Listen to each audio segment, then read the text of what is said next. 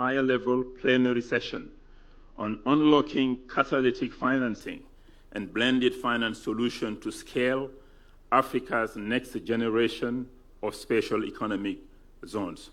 I have the honor today to welcome to this panel His Excellency, Dr. William Ruto, President of the Republic of Kenya. Professor Oke Orama, President and Chair of the Board of Directors of Afri-Exim Bank. Professor Carlos Lopez of Nelson Mandela School of Public Governance. And last but not least, Gagan Gupta, founder and CEO of Arise IIP.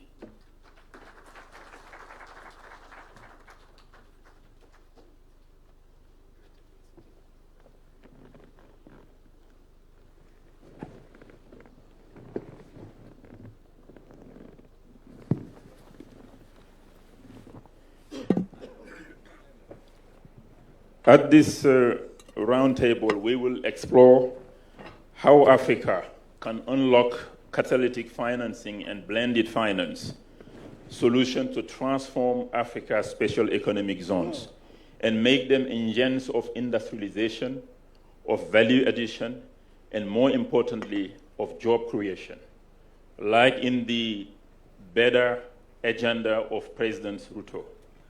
The agenda focuses, among other things, on job creation. We will also discuss agro-processing, textiles and apparel, edible oils, meat and leather, while also drawing lessons for Africa at large. I will start with His Excellency, Dr. William Ruto. Mr. President, you've been pushing for more special economic zones in Kenya. How do those special economic zones fit into your administration's better priority, in particular in terms of job creation? Thank you very much, Mr. Hort, and welcome to Kenya. And welcome my friend and brother Benedict Orama, my good friend Gagan Gupta there, and our friend who is also a board member at Arise, and to all the other investors in this room and Kenyans. Special economic zones is a tool and a platform we want to use to achieve three things. Number one, as you have heard from Gagan, we import huge amounts of leather, textiles, and many other products that we can actually manufacture out of Kenya. How do we stop Kenya from being a destination for imports? How do we flip it from being an exporter of raw materials and instead process, add value, create value out of the very products that in their raw form, and instead process, add value, create value out of the very products that in their raw form would not give us as one, so that we can process, we can add value to our textiles, our leather, and many of the other products that even our tea, for example, we still export 95% of our tea in sacks, you know? Other countries export their tea in sachets, processed, value added. Special economic zones is the place where we want to use to add value to all the products we produce in Kenya. From tea, to coffee, to leather, to textiles, and on and on. Already, some of the policy interventions that we have put in place, and I will talk about them later, is for us to be able to create the correct fiscal and financial ecosystem to support this exercise. So it's for purposes of processing and adding value to our products, and much more importantly, is for us to create jobs for the young people. We have a big youth bulge, educated. We spend close to 650 billion Kenya shillings, about $5 billion every year to educate our young people. We push into the job market 1 million young people every year.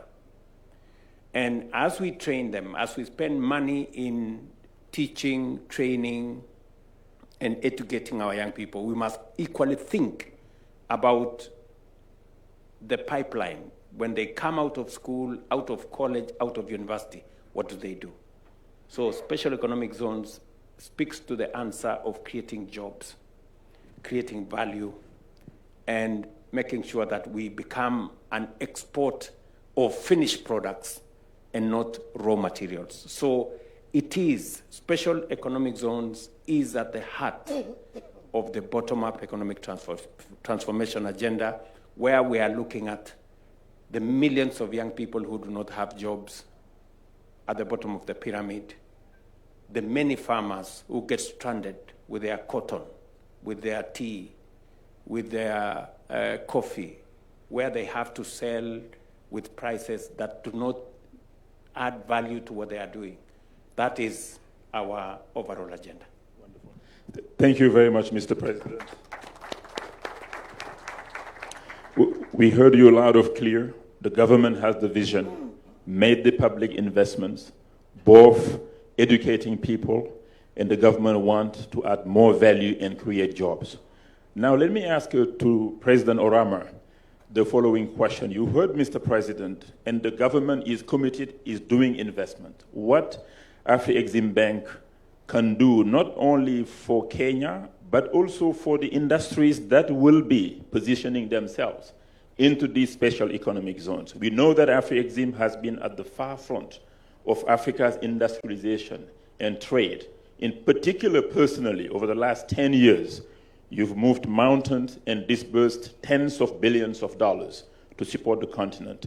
What can we do to support further Kenya, but also the industries coming into the zones? Thank you. No, thank you very much, Amadou. The strategy we established when I became president had 4 key pillars. 3 are important here. One of them is industrialization and export development. The other key one is intra-African trade and AfCFTA promotion, all linked. When we set up this strategy, or before we did that, we studied the industrial landscape, what ought to be done for us to be able to make any impact. We found that a key issue for industries in Africa is infrastructure that will make sure they produce competitively. So we knew that the answer to that is what others had done, especially China and others, is to build industrial zones, special economic zones, because that would be the fastest way of dealing with the infrastructure problem and then set the pace for expanding the good infrastructure to the rest of the economy.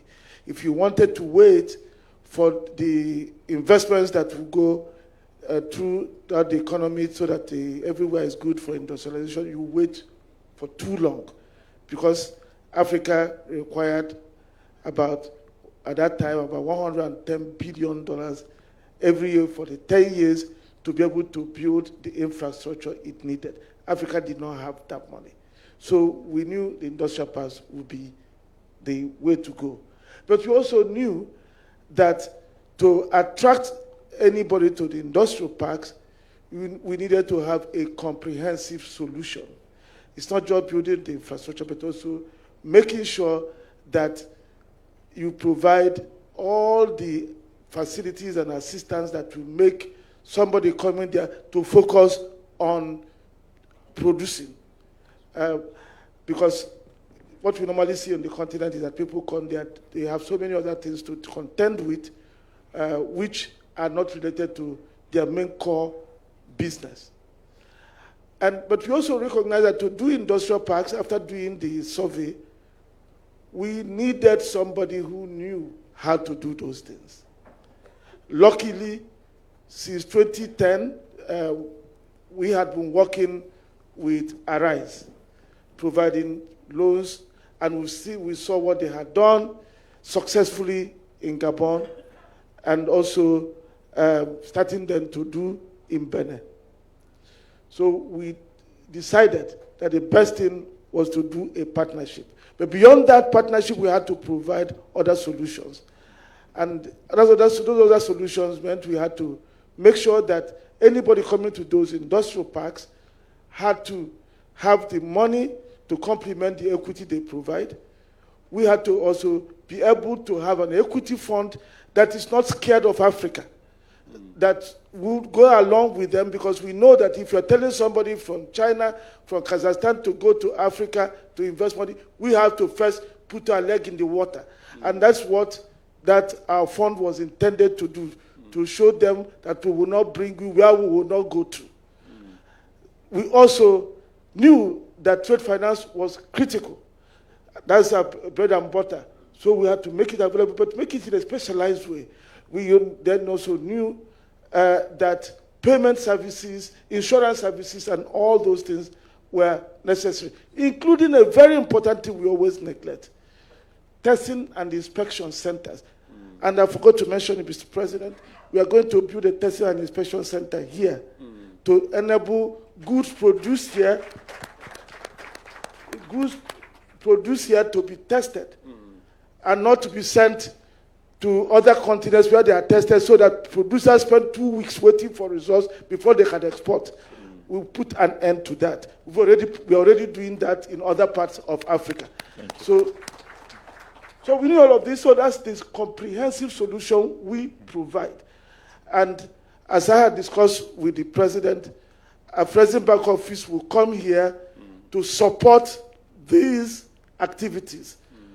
We commit every year for the industrial park development about $3 billion every year in our plan.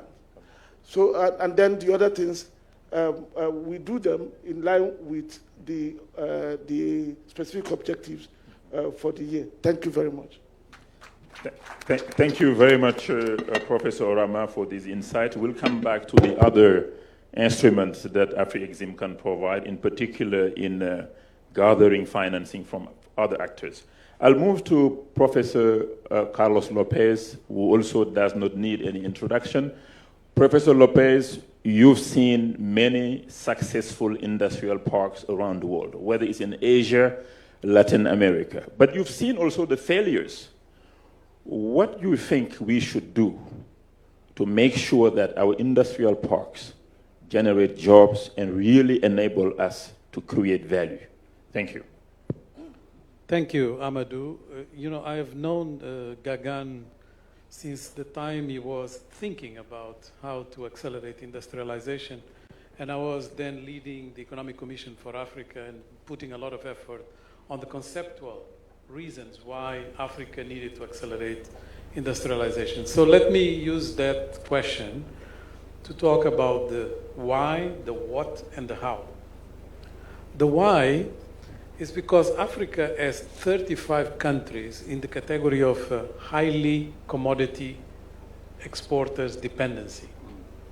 That is the highest in the world, and it's basically a reproduction of the colonial model, where we will export commodities without transformation.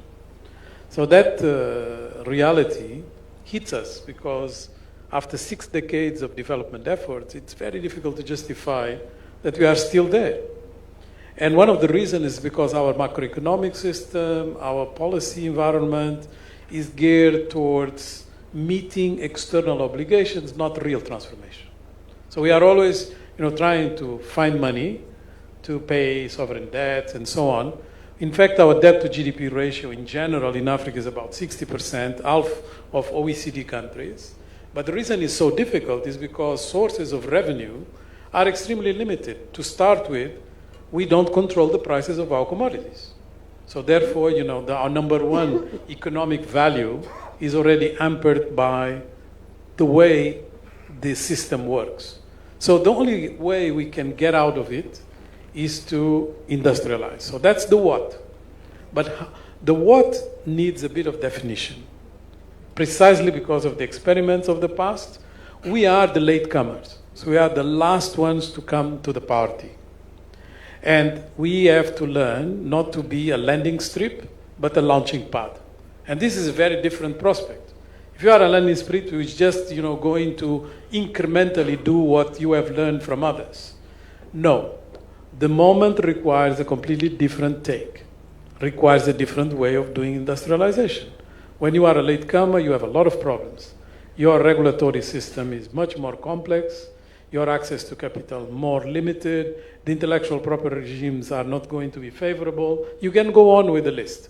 Not to mention your internal conditions, like your skill set, your infrastructure, your access to energy in particular, can all become real challenges that will not allow you to do proper industrialization. And that has been used as an excuse to keep pushing us, policy-wise, to be much more on diversification of the economy than industrialization. That's what we are told by the experts.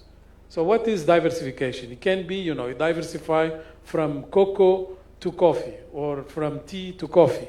That's diversification. But it doesn't change structurally the economy. So how are we going to change it? And why do we need to change it? And that's the why. The why is because we need jobs. We need jobs. Now, creating jobs in the industrial sector nowadays is not an easy task. It requires a different approach.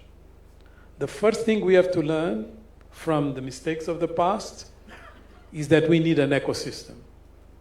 And that's why Arise has integrated in its tagline. Yes, it needs to be an ecosystem because we need the financial innovation, we need tech-savvy logistics, we need climate-smart interventions, we need a whole array of issues that are going to position us differently. And that's what is on offer. Now, you can look into the experiments of Asia, very successful, because they created within the special economic zones or industrial parks a sort of a propeller for a lot of activities around.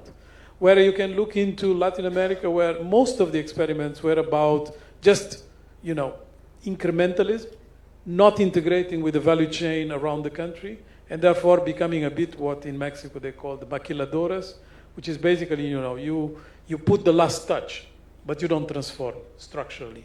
So we have to avoid those mistakes. And to avoid those mistakes, we need an integrated system. And that's what Arise has been successful in doing so far.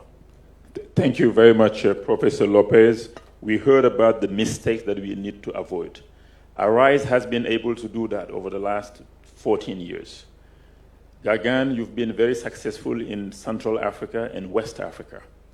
Now we are here in Kenya.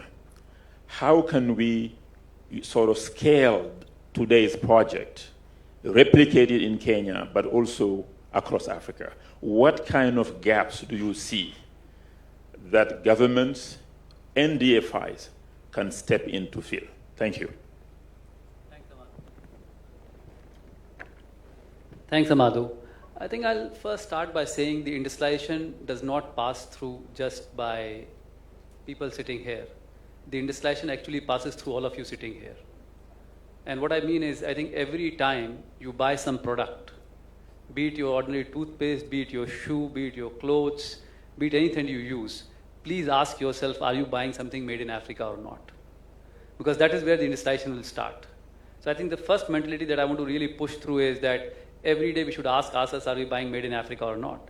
And I'll use this forum to request President, maybe President, you need to mandate that twice a week everybody should we are made in Kenya. So that everybody is forced to be made in Kenya, and that's how we drive the demand. Because I think all the time we think of exporting products. We need to think of what we can consume locally, made in locally. Very specifically, Amaru, to your question, I think from a rice perspective, when we look at developing an industrial ecosystem, what we really look at seeing is how can we ensure that we can produce goods competitively? And that competitive production comes because of multiple things.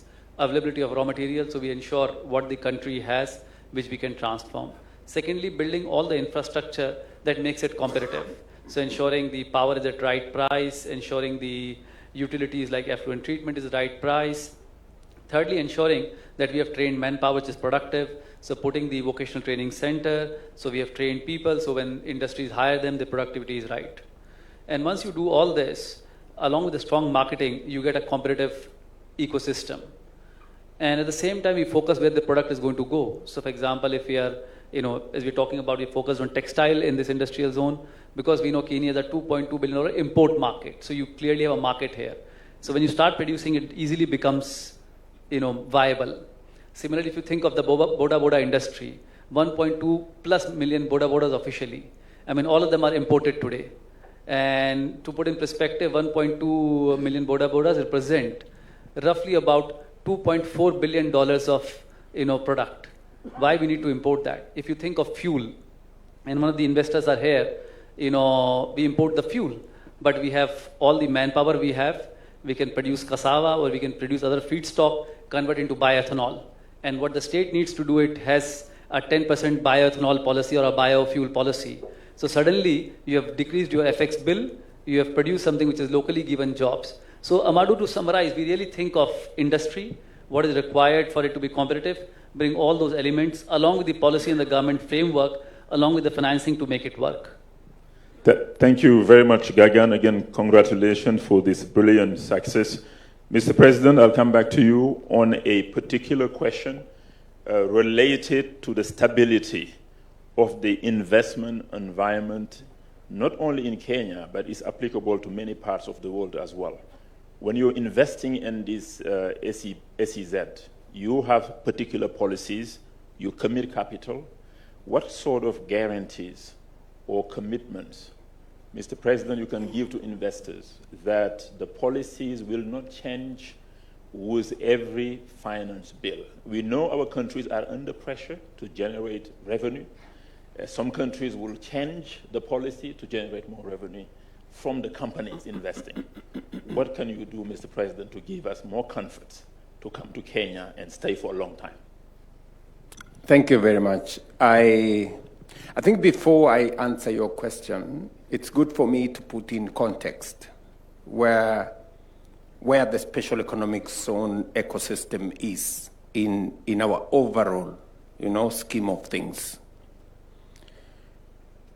The single most pressing matter in this continent and in Kenya is how to create jobs. And it has been at the center of the drive we have in our bottom-up economic transformation agenda. From housing, which today has created close to 320,000 jobs, to the digital jobs ecosystem that we are working on, spreading the fiber optic network around Kenya, making sure that we have G2 centers, which are ICT hubs. So far in that space, including our BPO ecosystem in Kenya, we have close to 180,000 jobs created over the last 3 years. On to what we call labor mobility, structured labor mobility using bilateral labor agreements, making sure that we know if Kenyans are going to work abroad, where are they working, what kind of salaries are they earning, what kind of work environment are they working in, and if they are in trouble, how do we get back home? And then, of course, it comes down to our special economic zones program. The reason why initially we put our own money, apart from assigning and delineating areas for special economic zones, we put in the first 3 billion shillings to do the very basic infrastructure. which has been done. I think most of it is on its final stages.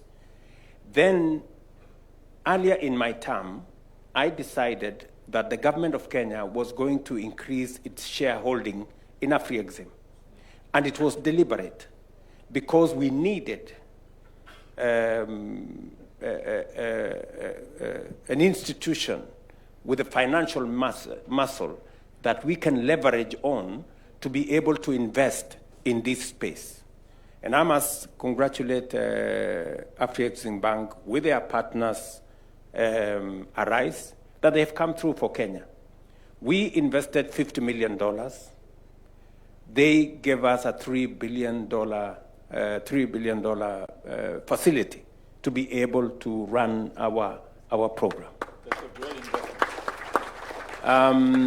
And you can see it in action. When we came for this meeting last year with the governor of this county, Governor Mungaro, when we came here with Moria there, and we said we are going to move things in this direction, many people did not believe us. They thought it was the usual talk.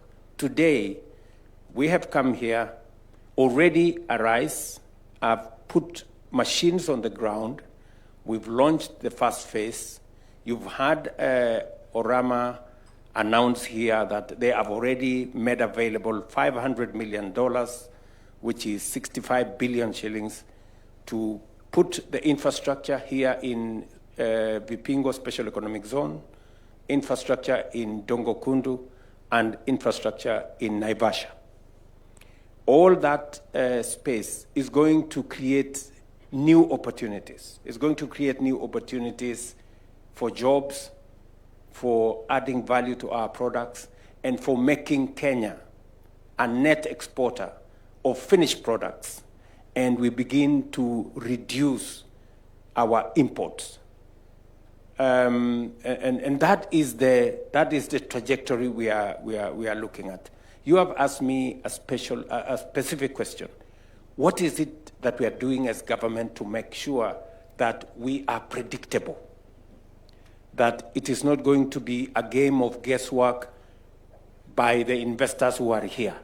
And I want to tell the investors here, who are here, we made a deliberate decision. The reason why we are setting up special economic zones is because we have legislation that protects investors that come into these special economic zones.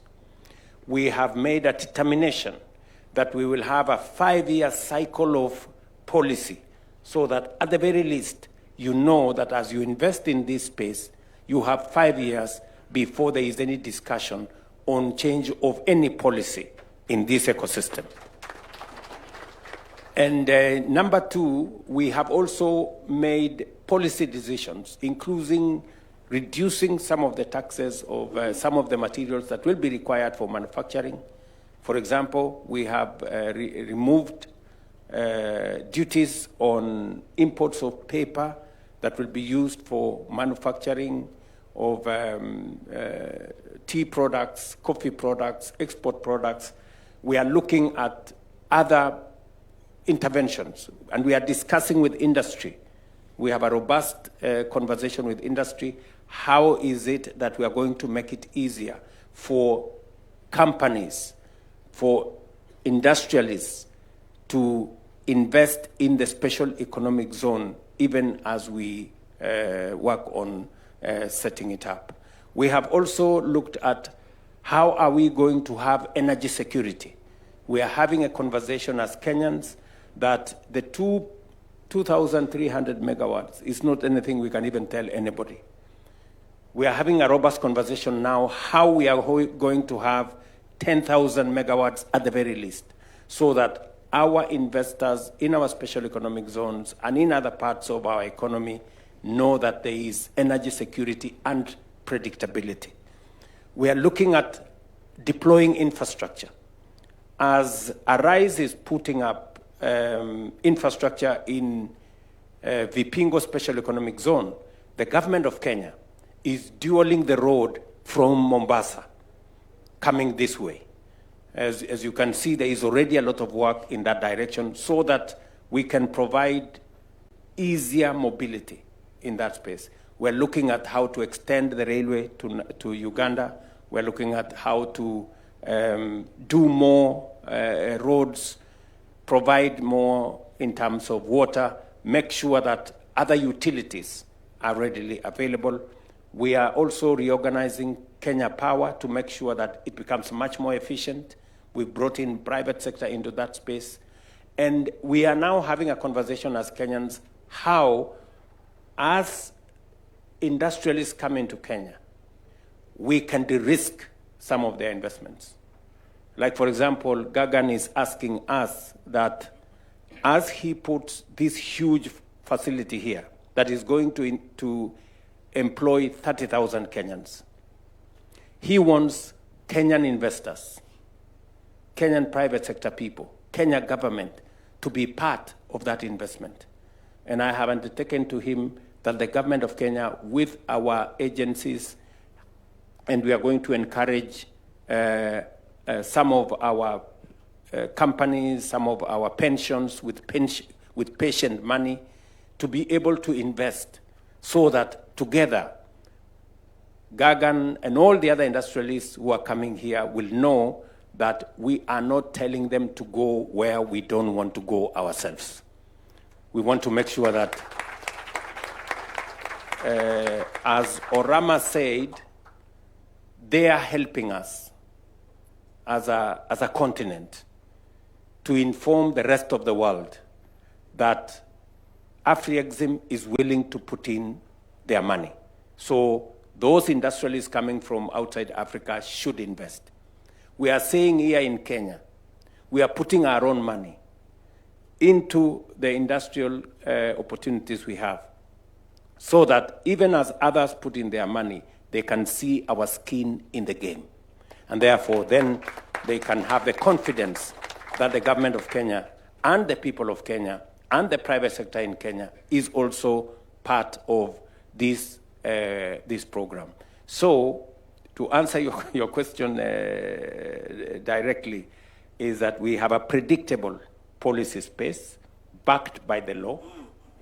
Number two, we are ourselves investing in that space so that we are not leaving our investors alone, and we will then be as concerned as they are if there are any policy changes to be made. Because in that process, if it is going to affect them, then it is going to affect us. And therefore, we will be a lot more careful in how that space changes. And finally, is to tell the investors that are here, and I know many others that are listening to us elsewhere, that this is a space that you can be sure of. We are not in this for the short term. We are not in this out of a product of guesswork. We are on this as a plan. And with partners like AfriExim and good friends like Arise, I think we have partners that have a proven track record. And therefore, you should have confidence that we are going forward together. Thank you so much, Mr. President. You provided me with the transition to ask a question to Professor Orama. What is AfriExim Bank's skin in the game as well from an equity perspective, mobilizing equity? The government has skin in the game from infrastructure, policy stability, but investments and convincing other Kenyan institutions to also invest. How can AfriExim Bank push to that direction, but also organize, Africa's pension funds and sovereign wealth funds? We have $4.5 trillion from pension funds, but also from wealthy individuals on the continent. Thank you. No, thank you very much. So you are right. We have so much money in Africa, but we don't use them to help ourselves.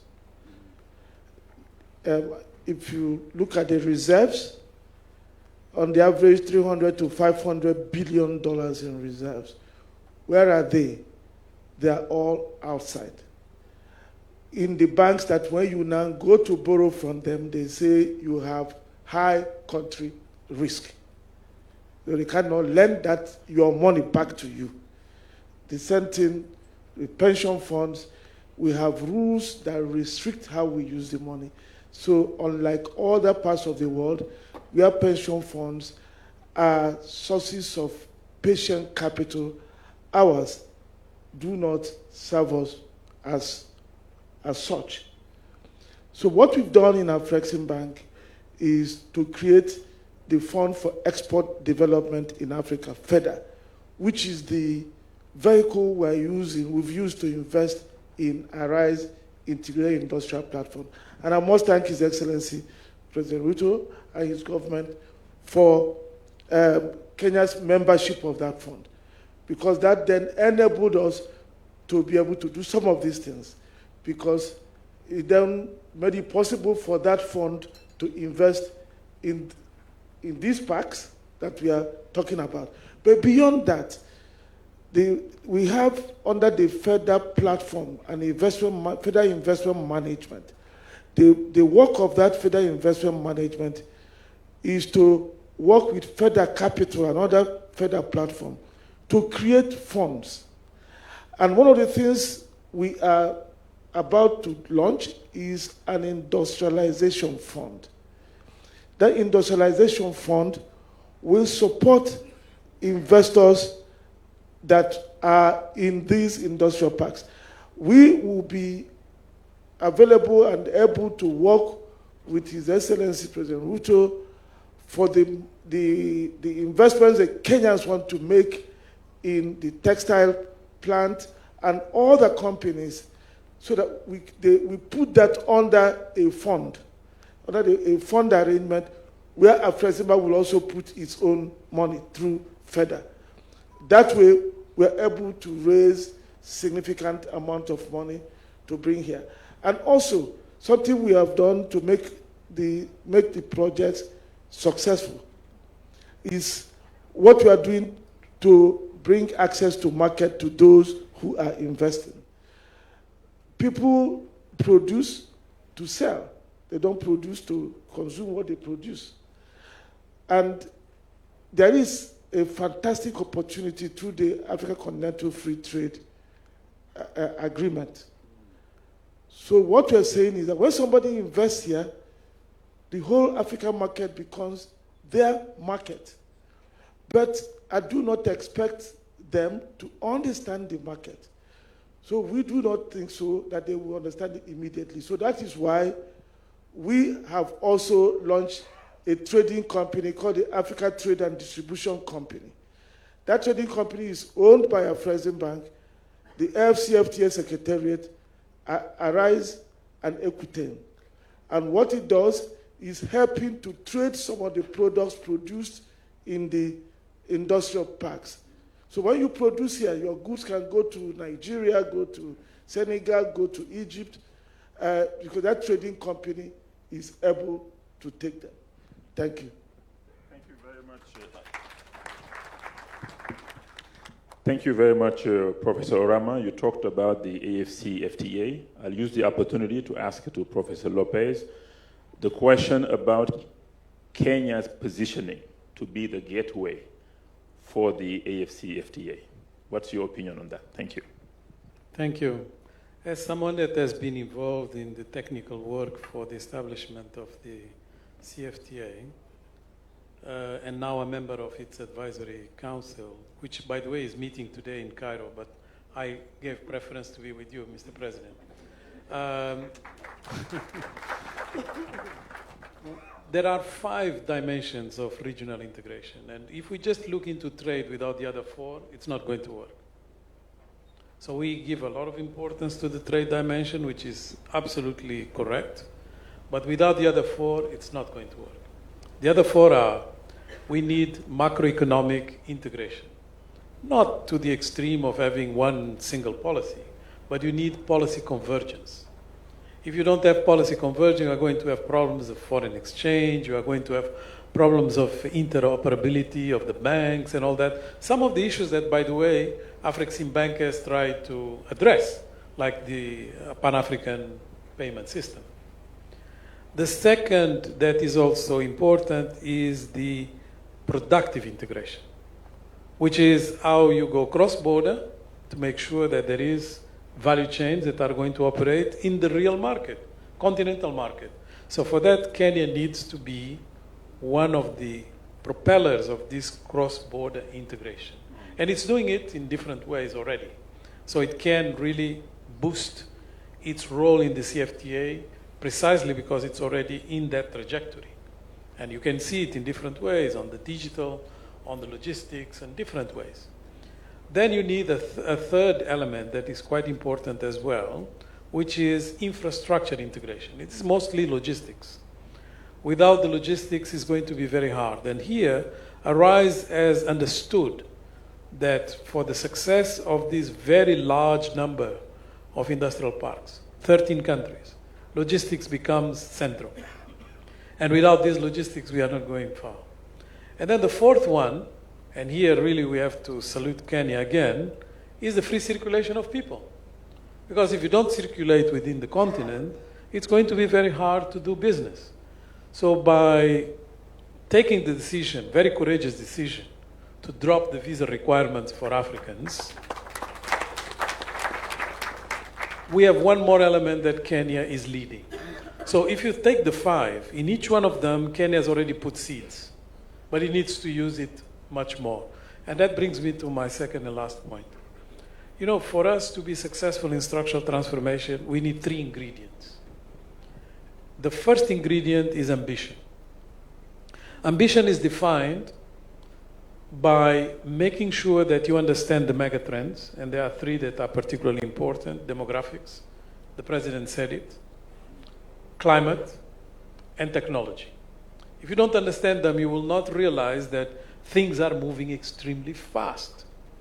And only when you get the real sense of this speed, you then position your strategy to be able to beat the ambition that makes sense. Once you have done that, you need the second ingredient. There will be a lot of things under the sun, but you need focus. And this focus is very difficult because the focus is going to demonstrate the windows of opportunity are very limited and very narrow. So it has to be very calibrated. This is where you will decide, for instance, that your value chains are going to be in competition with the world.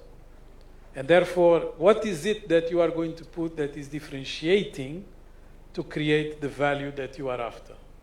So that's focus, a lot of focus. And once you have done focus, you need the third ingredient, which is alignment. Because, you know, you can decide these are the 3 or 4 areas we are going to invest on. These are the ones that we are going to prioritize.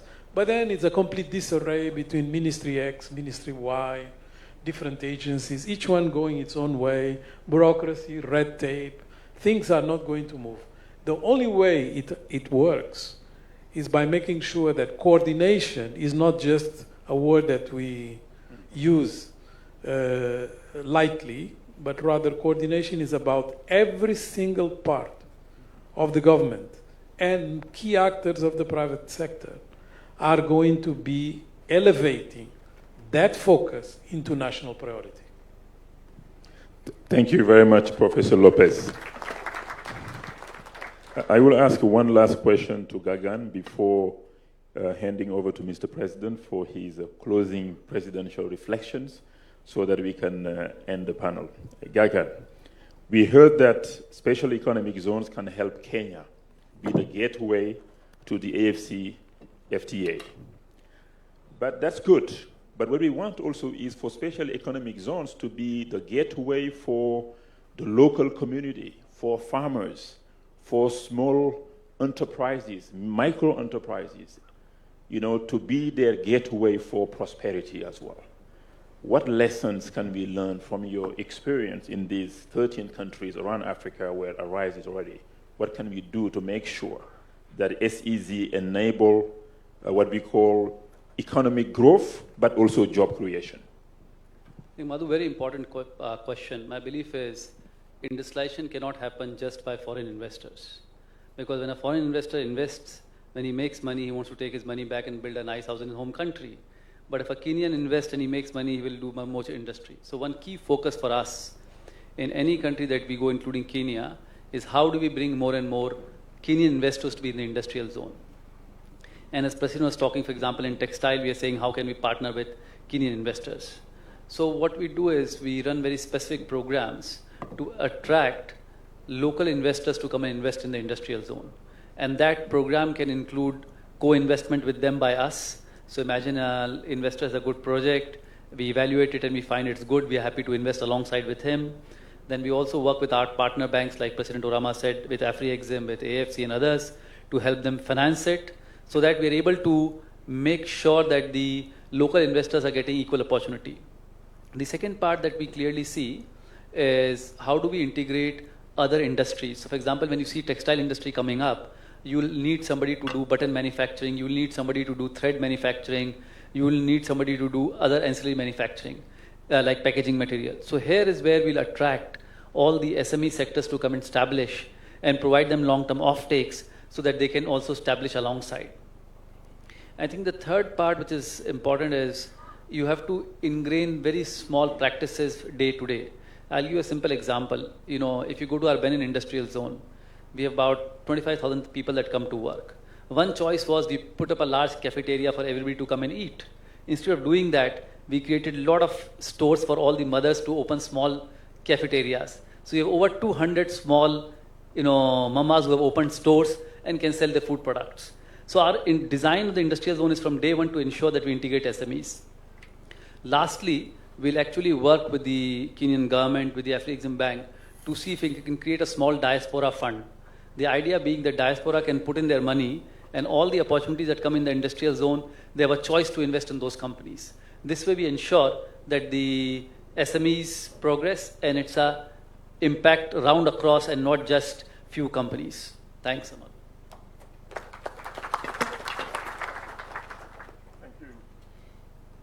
Thank you very much, Gagan. Mr. President, the last word for you, Excellency. Mr. President, what is your call to action for African governments, development finance institutions, the private sector, but also for the local communities? Call to action so that the special economic zones can become the backbone of Africa's industrial transformation. Thank you, Mr. President. Thank you very much, my good friend, Mr. Holt. Listening to these good people here, I wish I had them every day to speak to the people of Kenya. Because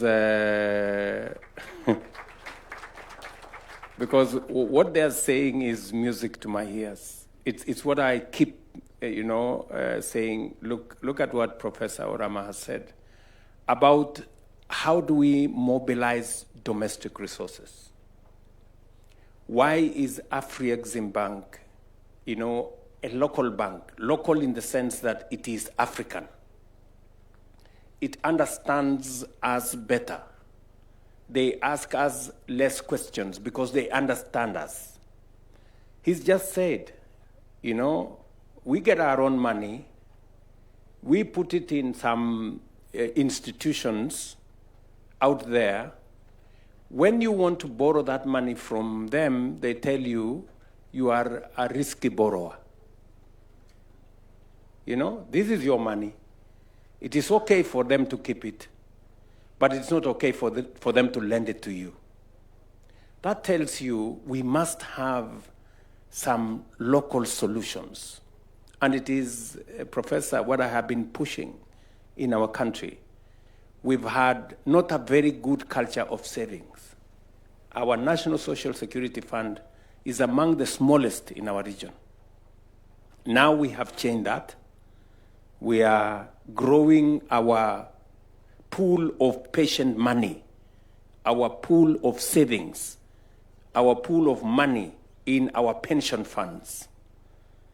Just in one pension fund, the National Social Security Fund, we have doubled in the last 2 years the money in that fund. And we will triple it by 2027. We'll have 1 trillion shillings in that fund. That is how we are going to create a pool of money which we can use for our own investment.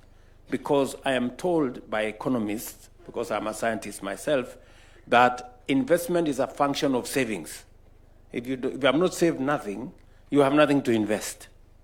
So we must start by savings. And I want to congratulate the people of Kenya. They have finally agreed that savings is a way for us to go.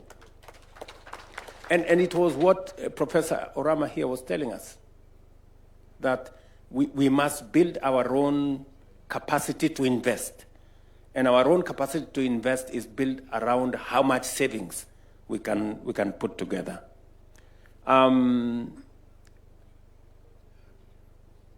The call to action on that particular agenda is we need to do more around mobilizing domestic resources. Domestic resources for saving, domestic resources for investment.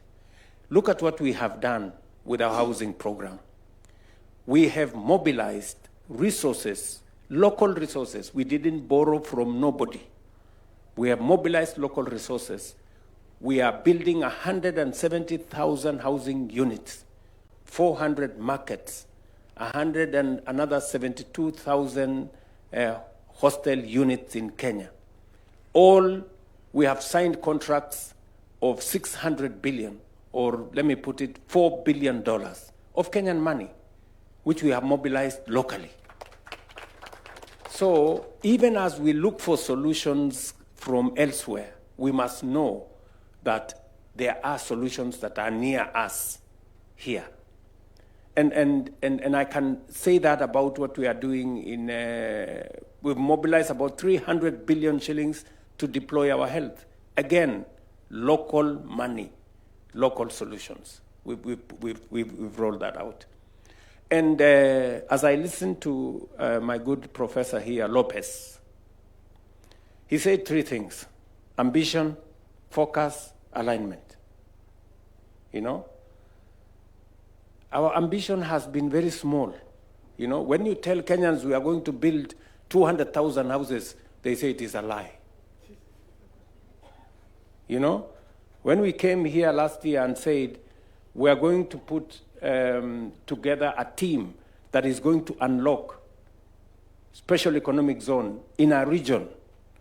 And I remember when I had a meeting with Professor Orama in Mombasa last year, and we did announce $1 billion of investment in special economic zones in our country.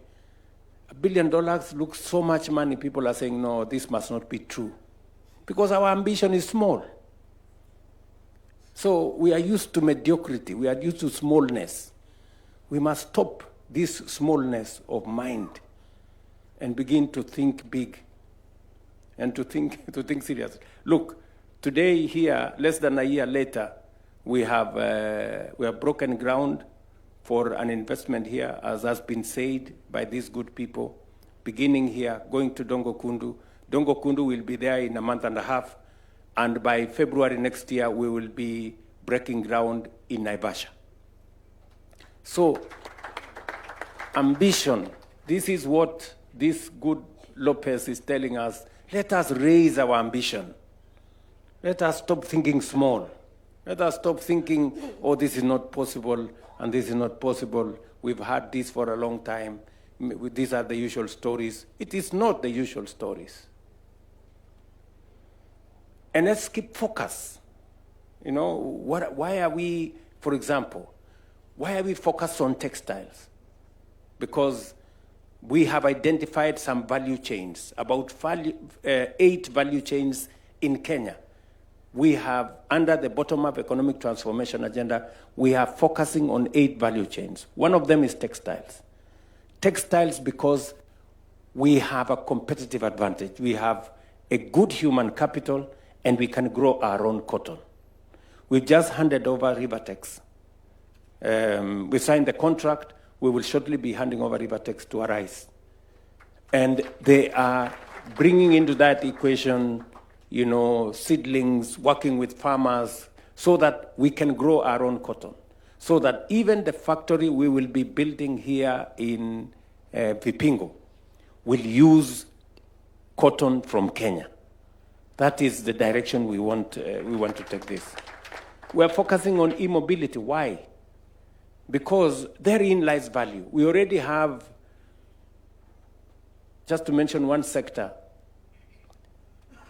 1.5 million almost border people in Kenya. Arise is beginning the production of e-bikes in Kenya right here in this region. Again, so that we can replace those borders which are using fuel with the ones that are using electricity. When I said that we will have motorbikes that will use electricity, you will not need to buy fuel. Many people say, "Oh no, how is that possible?" You know, today we have motorbikes in Kenya that are using electricity. I was very happy last week to see one member of parliament, the member of parliament for Mwala, having gotten his own border people to buy 200 e-motorbikes for his constituency. That is the kind of thinking that we want to push into this space. We are focusing on leather. Why? Because we have the third largest herd of livestock in the continent. Therefore, we have the raw material. We can easily drive that space because we have the raw material, we have what it takes, and with investments like the ones that we are discussing here, we can drive it. Why are we focusing on digital jobs, BPO? It's because we have a tech-savvy young population, educated, speaking good English, people who can drive that space. Again, that is why we are focusing on the BPO space, digital jobs. I'm just speaking to focus, focus. So this is really when I'm listening to these good professionals, they're really speaking the language that I would all of us want to understand, that this is where we must be going. So special economic zones are instruments that we can use in this continent to do three fundamental things. Number one, we are a continent where many of our young people, they die in rickety, boats, trying to find jobs all over the place. We can create those jobs here in our continent. Number two, we have huge reserves of energy. I just came from Ethiopia last week. One dam producing 5,400 megawatts. We have many of those that we can replicate in Kenya. That energy pool, clean energy, we can not only profile ourselves as a place where there is abundant energy, but also renewable energy. And we can use it to decarbonize other industries anywhere in the world. We can proudly tell other industries wherever it is. And that is what I am telling the investors I met this morning. I met investors from Linglong, the biggest tire manufacturers globally. They are here in this conference. They want to set up camp in Kenya. A $200 billion company want to find its way into Kenya. We're telling them they cannot only produce out of Kenya because we have the human capital, we have the fiscal and infrastructure capacity, but we can also supply them with clean, green energy. And they cannot only supply for Kenya, they can be manufacturing out of Kenya for global value chain. We're telling the same to Foxconn. We just met again this morning, the largest technology manufacturer of technology phones and company. Again, they can manufacture out of Kenya. So we are saying that there is opportunity in our continent You not only will help us create jobs, we have some of the best human capital. Number two, we have good energy. We are putting up good infrastructure. We are creating special economic zones. And much more importantly, Africa is going to be the place with the largest single market. So if you are looking for a good market for your products, you have had Africa Continental Free Trade Area and the infrastructure we are setting up around it to create one single market out of this continent, so that if you manufacture out of Vipingo or Dongokundu or Naivasha, your market is 1.4 billion people in this continent. And therefore, there cannot be a better place to set up your industry, your manufacturing facility. This is the place to do it. And speaking about logistics, you cannot get better logistics than what you have here in Mombasa. You have the port here in Mombasa, you have the port in Lamu, and you have everything in between. And we are setting up the infrastructure to connect this port by rail, by road, to the hinterland in our continent. So I am asking every investor, wherever they are, this is the place to set up camp, and we have all what it takes to make sure that your investment is not only safe, but it's also profitable. Thank you very much.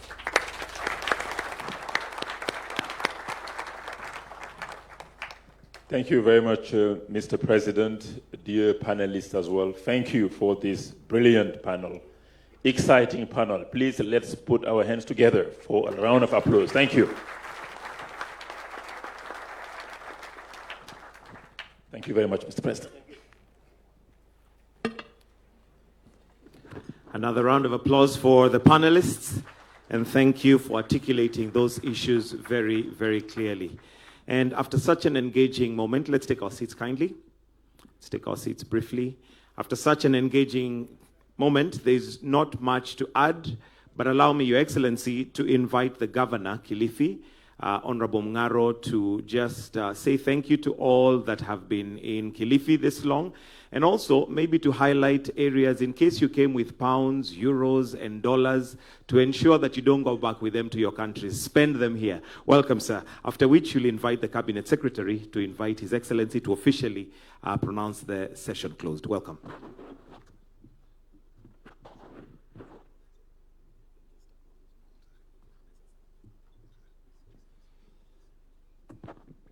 Thank you.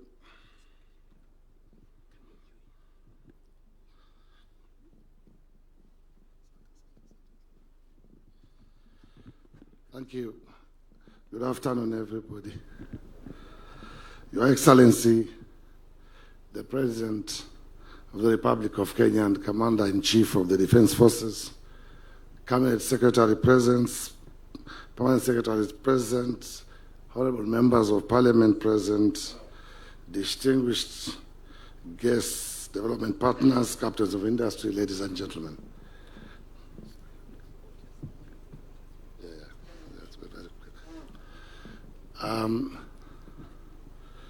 Your Excellency, as we draw this transformative forum to a close, allow me to extend my profound gratitude to every delegate, partner, and leader who has contributed to its success. The conversations we have held here have not been routine, but are a motivation to laying a strong foundation for a new wave of investment and partnership across Kenya. Your Excellency, your presence and leadership today are a powerful endorsement of Kenya's commitment to being an investment-ready nation.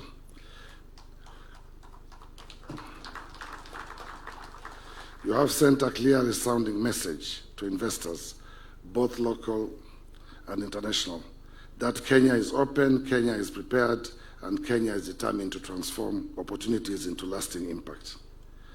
For us in Kilifi, this forum carries a special significance.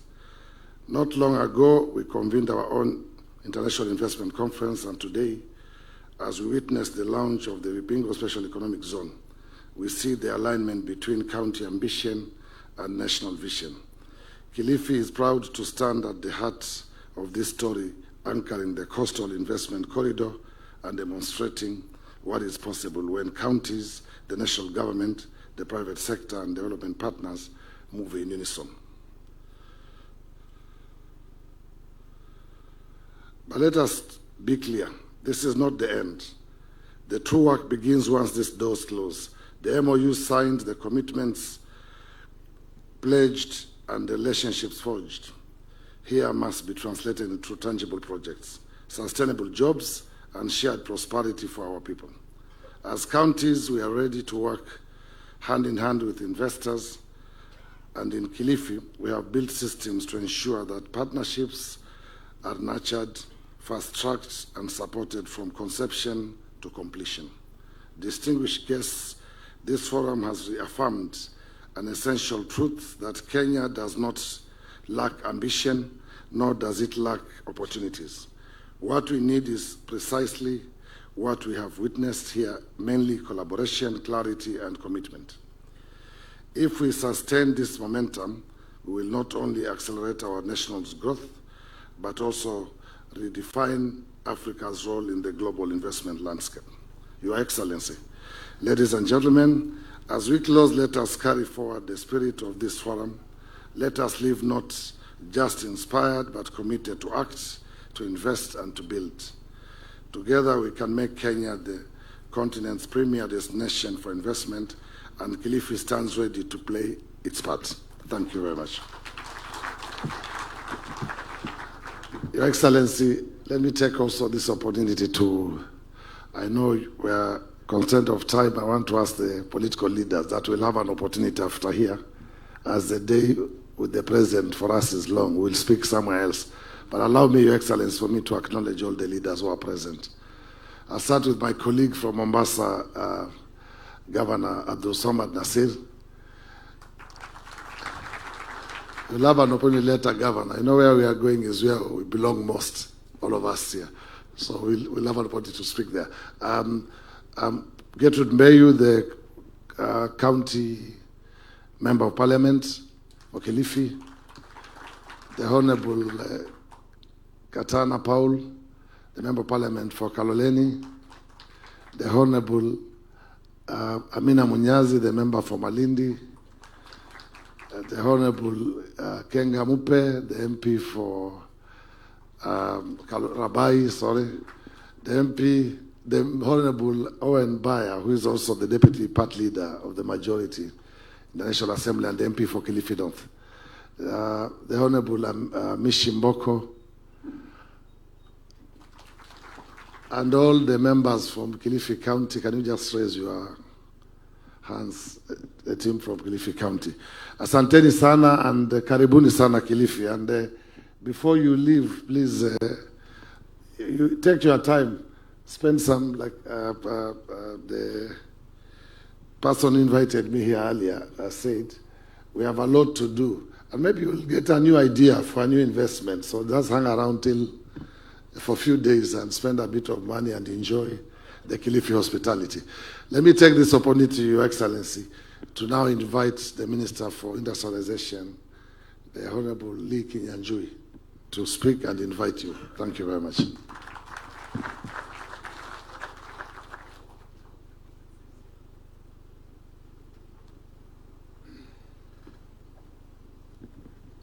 Thank you very much, Governor Mungaro.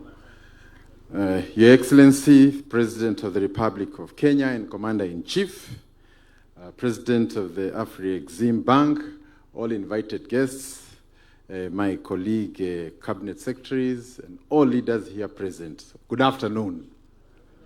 Allow me to take this opportunity first to thank the President for a well-dedicated time to articulate our industrial agenda. No country in the world ever developed by accident. Every country that ever developed had to think through, and some of the steps you have said here are part of that. I want to echo the words of one of the panelists here who also said that the structure of colonization made the colonies the source for raw materials. So deliberate was that structure that 60, 100 years later, we have remained loyal to that. So for us to break that, there must be dedicated thinking, both at the continent level, at the country level, and a conversation among leaders on how we can align. Your Excellency, I want to remind you of an experience we had with one of our industrialists in a place called Nyahururu. He fabricated a vehicle, innovated, and because it would go on the road, he went to register it with our KRA. But the first document he was asked is the import bill, because it was not anticipated that a vehicle would be made in Kenya. So the structure that made or reduced Africa to be just a producer of raw tea, raw coffee, sisal, and other places where it would be developed remains intact. And therefore, I want to salute you for both being a champion and also allowing Kenya to be responsive to investor needs. All the investors, including AfriExim, thank you for believing in Africa. And I want to say, on the agenda of industrialization in Africa, we will rely more on Africa solutions. If Africa is to rise, we need more of the Professor Oramas, who believe in the continent and who know that for us to stop the migration of our young people across the Mediterranean, something must be done here. Lastly, I want to congratulate our governors, Mungaro and Mombasa Sheriff, for being responsive to the investors we have sent here, including yourself, processing all the necessary documentation, compliance, and all that is required for the investors to be here. And I want to echo those who have spoken before me that now, more than any other time, it is time for industry. It's time for us to work with the industry, the people, investors, the financial players, so that we can be able to move forward. With those few comments, I want to end it there, and once again to salute everybody. And I think, going by what the President has already said here, we have agreed there is nothing more to add. May God bless you all.